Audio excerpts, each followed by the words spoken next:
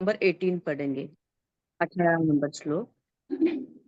उसमें भगवान बोल रहे हैं, श्री भगवान उवाच गतिर्भरता प्रभु साक्षी निवासः शरणं सुहृत् प्रभवः प्रलयस्थानं निधानं बीजमव्ययम्।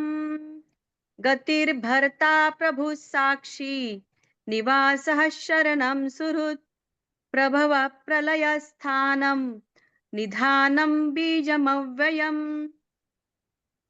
प्राप्त होने योग्य परम धाम, भरण पोषण करने वाला, सबका स्वामी, शुभाशुभ का देखने वाला, सबका वासस्थान, शरण लेने योग्य, प्रत्युपकार न चाहकर हित करने वाला, सबकी उत्पत्ति प्रलय का हेतु, स्थिति का आधार, निधान और अविनाशी कारण भी तो मैं ही हूँ।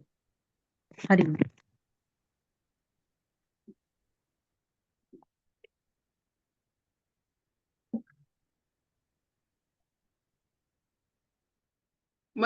हर मनुष्य का भिन्न भिन्न लक्ष्य होता है। अगर उस लक्ष्य को हम क्लासिफाई करें तो 3 लक्ष्य हो सकता है। किसी को लाइफ चाहिए, जीवन, किसी को लाइफ चाहिए, आलोकित बात, और किसी को सतचित आनंद। आपकी जीवन की कामना, आपकी ज्ञान की कामना और आपकी आनंद की कामना, यही सब आप ही की इच्छा है। और ये सब उसका, जहां से ये सब उत्पत्ति होता है वो ईश्वर है। Very simple, life, light and love.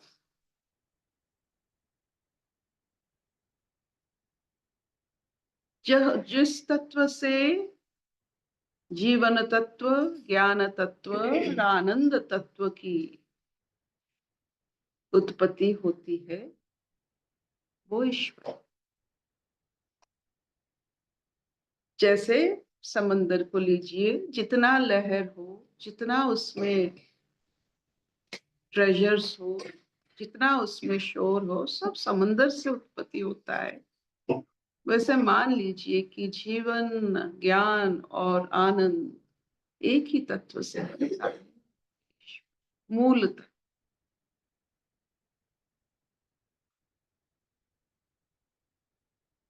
ना आपको शरीर में जीवन दिखता है, किताबों में ज्ञान दिखता है, वो चर्म आंखों से कुछ नहीं दिखता, ना आनंद दिखता है। ये सब महसूस करते हैं, जीवन महसूस करते हैं, ज्ञान की जो उपलब्धि है वो महसूस करते हैं, और आनंद भी महसूस करते हैं, और ईश्वर भी महसूस करने वाले एक तत्व। अगर ये महसूस आपको नहीं हो रहा है आपकी जीवन में, आपकी मनुष्य जीवन में, तो समय आपका जो व्यतीत हो रहा है उसका मूल्य कुछ नहीं। अगर जीवन में आपकी, ये संसार में आपकी जो शरीर, मनुष्य शरीर की जो आप धारण किए हुए हो, इस धारण का अगर अनुभूति, ना जीवन है, ना ज्ञान है, ना आनंद, तो ये शरीर का कोई महत्व।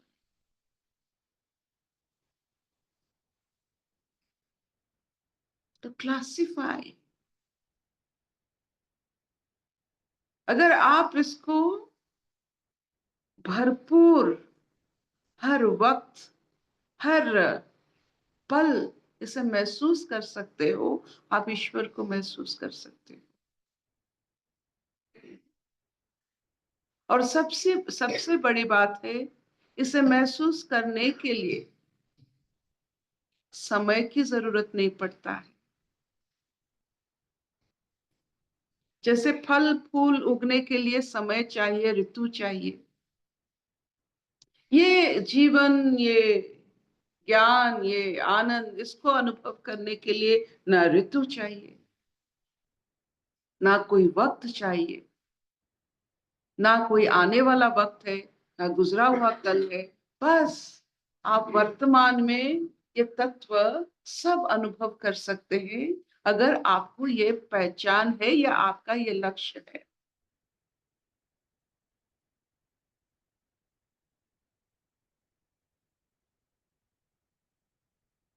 तो आज का श्लोक का रहस्य ये है कि ये जो हमारी सब इच्छा है, ईश्वर तत्व से उत्पत्ति होती है। अगर ईश्वर तत्व से सब कुछ उत्पत्ति होता है, क्यों ना हमारा इच्छा ईश्वर ही हो। ये जीवन, ये ज्ञान, ये आनंद उससे परे, जहां से सोर्स है, वहां की हमारा लगन क्यों ना बन रहे। Can't we become smart?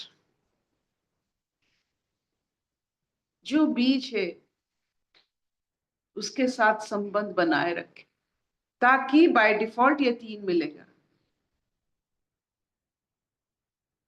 जिसको लंबी आयु चाहिए, जिसको आलोक, ज्ञान का आलोक और ताप चाहिए, जो तपस्या करते हैं, उनका लक्ष्य उस बीज पर रहता है। क्योंकि हम अगर ये तीनों चीजों को अपने अंदर से उत्पत्ति करेंगे, ये शाश्वत नहीं होगा, ये हर वक्त नहीं मिलता है। अगर ईश्वर से हमारा लगन लग जाए तो ये शाश्वत हो जाता है। क्या शाश्वत हो जाता है? जीवन, ज्ञान और आनंद, कंटिन्यूअस, इटर्नल। क्योंकि हमारा लगन सोर्स से है, जहां मिलता है। क्या इतना चलेगा? हाँ अर्पित। Will this do? हाँ मामा चलेगा।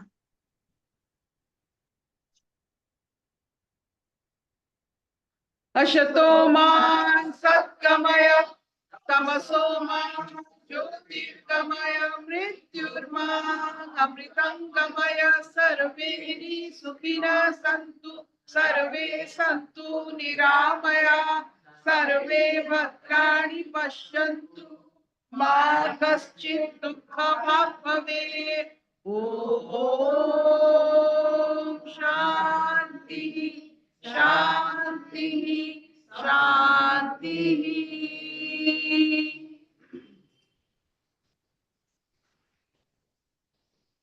कोई प्रश्न? सुनाई नहीं दे रहा है प्रवीण जी, आप अनम्यूट कीजिए। आपने स्टार्टिंग में ही बताया ना कि ये सब चीजें इंस्टेंट होती है, इसके लिए कोई मौसम की जरूरत नहीं होती। तो ये मेरे ख्याल से आप भाव की बात, भाव ही एकदम से बदल सकता है, और तो कोई बात नहीं ना, कि अंदर से भाव भगवान के साथ अटैच होके बात करेगा तो भाव बदलेगा, वही आप कहना चाहते हो?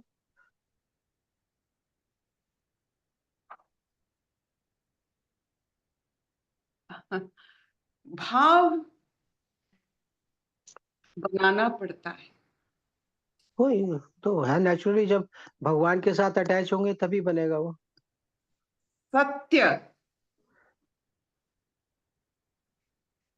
वो आपकी नजरिया है। आप जैसे आपकी माता आपके जीवन में सत्य है, भाव नहीं है। और आप माता को भाव में आप भाव बनाते हैं, लेकिन सत्य ये है। ठीक बात। तो ईश्वर सत्य है, भाव नहीं।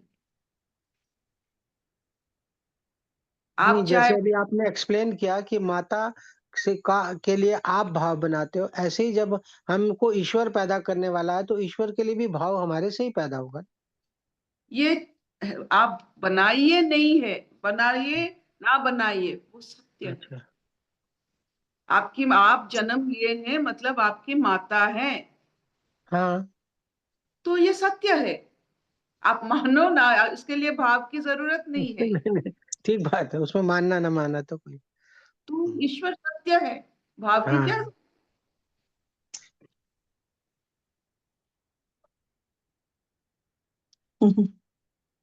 सोचिए सोचिए, जो सत्य है उसके लिए भाव नहीं चाहिए। आप आपकी जो अभाव से भाव बनाते हो, माता को जब आप मिस करते हो तो भाव बनाते हो, जब ईश्वर से छूट आप अलग हो जाते हो तो भाव बनाते हो, जनान भजन ये सब लिखते हो। जो ईश्वर के साथ है उसको क्या फर्क पड़ता है। ठीक बात। Bye bye. Thank you. Thank thank you.